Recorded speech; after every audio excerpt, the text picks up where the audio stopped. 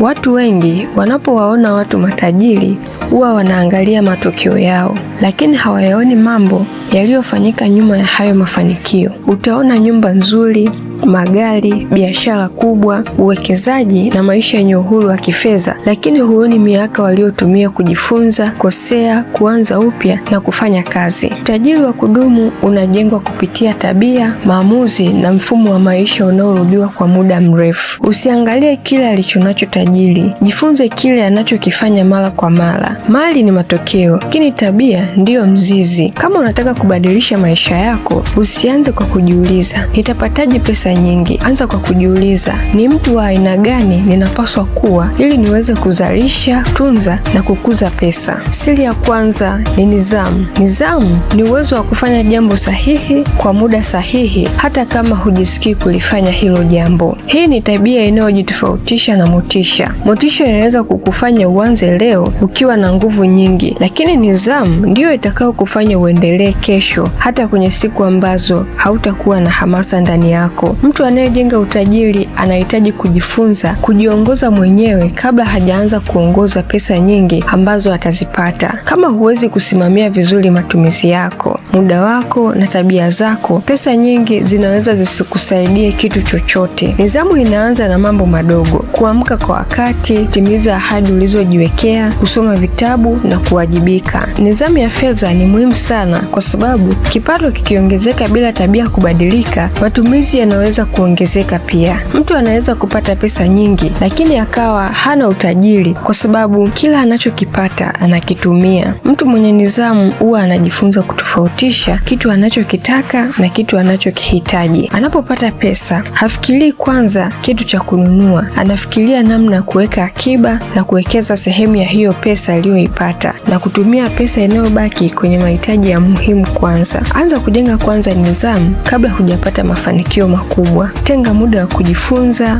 muda wa kufanya kazi na muda wa kupumzika. Jifunza kusema hapana kwenye vitu vinavyokupotezea muda wako na fedha zako pia. Nidhamu haikufanyi uonekane una mafanikio leo, lakini inakujenga kuwa mtu anayeweza kuwa na mafanikio kesho kwa muda mrefu. Siri ya pili ni bidii. Bidii ni kutumia nguvu, muda na uwezo wako kwenye jambo unalolifanya. Hakuna ujuzi mkubwa unaojengwa bila kufanya mazoezi. Hakuna biashara inayokuwa bila huduma nzuri. Bidii haimaanishi ufanye kazi bila mpango mkakati. Maana halisi ya bidii ni kuwa tayari kuweka juhudi kubwa na zenye mwelekeo kwenye mambo ya msingi. Kama unataka kuwa mfanyabiashara, jifunze kuhusu wateja, masoko, usimamizi na mfumo mzima wa namna ya kuendesha biashara. Siri ya tatu ni mwendelezo. Mwendelezo ni uwezo wa kuendelea kufanya jambo kwa muda mrefu bila kuacha. Hii ni moja ya siri ambayo inapuuzwa sana na watu wengi. Watu wanaweza kuanza biashara, kusoma vitabu, kufanya mazoezi kwa kasi kubwa, lakini baada ya muda mfupi wanakata tamaa kwa sababu hawajaona matokeo walioyatarajia. Unapojifunza ujuzi mpya,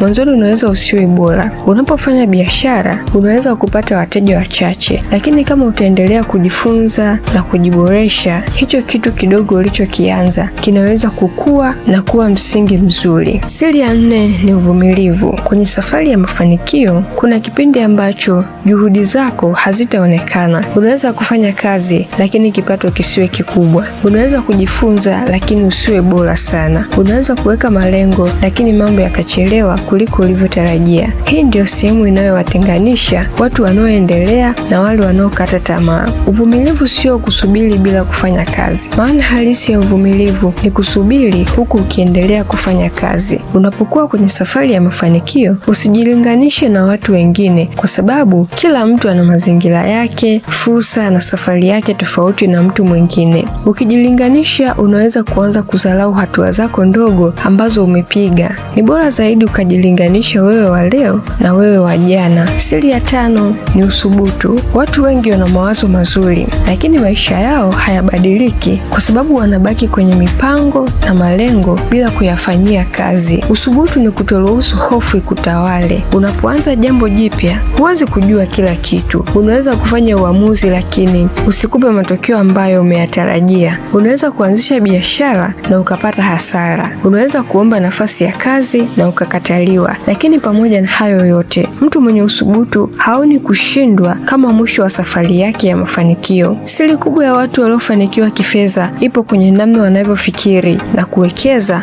kwa muda mrefu. Kama unataka kujenga maisha yenye mafanikio, usitumie nguvu kubwa kubadilisha maisha yako kwa siku moja. Anza kwa kubadilisha tabia, tumia pesa kwa hekima, tafuta maarifa na jifunze kutokana na makosa. Usitamani maisha ya mtu aliyefanikiwa, tamani kuwa na tabia zilizomsaidia kujenga hayo maisha aliyonayo leo. Hii ndio siri ambayo inaweza kubadilisha maisha yako kwa muda mrefu.